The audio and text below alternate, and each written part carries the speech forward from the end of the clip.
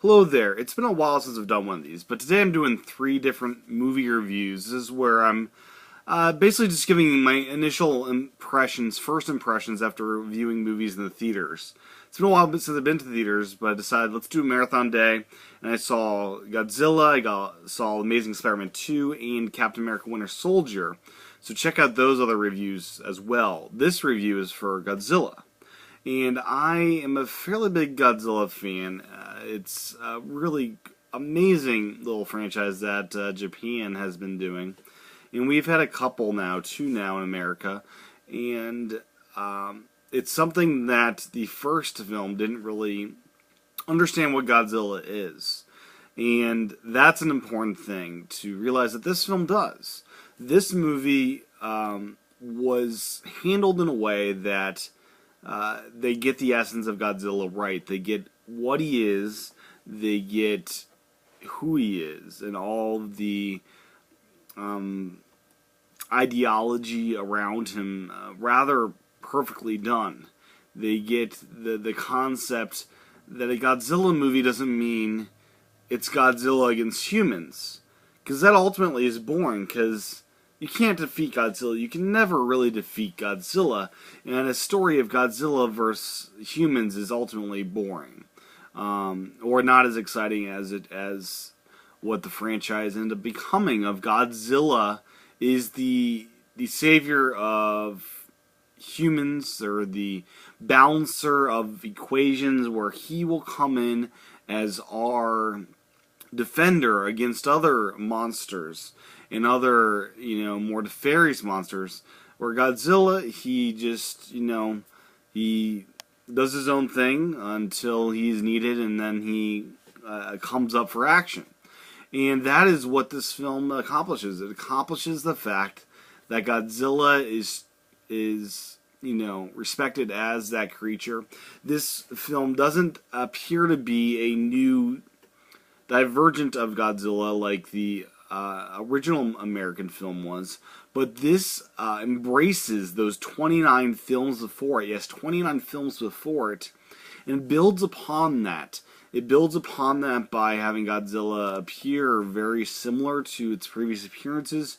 You have similar as far as story type devices. You have Mothra mentioned, not in dialogue, but in references that you'll see in the movie.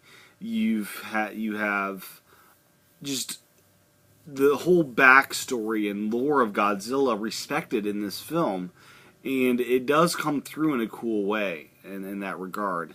So I also, as far as Godzilla goes, I also respect or enjoy the fact that it is multi-city. This is not a one-location film. It takes place in Japan, takes place in Hawaii, takes place, in other parts of the United States. And I think having that aspect to it makes it more relatable for more people.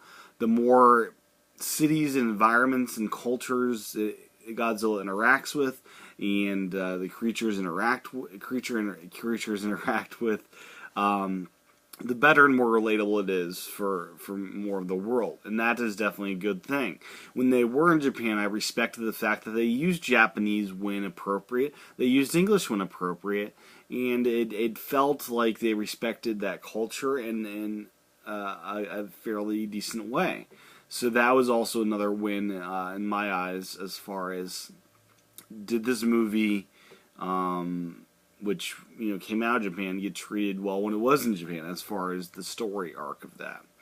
And generally speaking, this was just a fantastically done Godzilla movie. This is the movie that we wanted all those years ago. The American film that we had all those years ago, it's like, why couldn't this be that?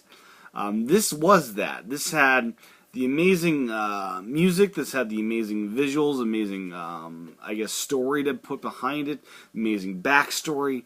This was everything that Godzilla movies should be when it had a budget of this caliber. And that was really exciting to see. This was a near perfect Godzilla movie in my eyes. This was what Godzilla movies should have been for many, many years ago, but couldn't have done because of budgetary reasons. It was really spectacular. Now, in these reviews or impressions, I spoil some things, and I apologize if you haven't seen the movie yet. But the scene that just took me over the edge was the scene of the parachutes dropping towards San Francisco. And in this scene, you see the first glimpses of Godzilla fighting the combatant creature. And in those scenes, you see this vantage point from goggles, from those parachute soldiers' eyes, and you see just glimpses of it. And it gets you so excited for what's to come in the future of the rest of this movie. And you get the fantastic music, you get this amazing visceral visuals that those couple minutes of that scene make the whole movie worthwhile. And it is really, really fantastic. That parachute scene. That scene is wow. That scene is awesome. So, if you can't tell, I rather enjoyed this movie. I think it really was well done. It respected its heritage.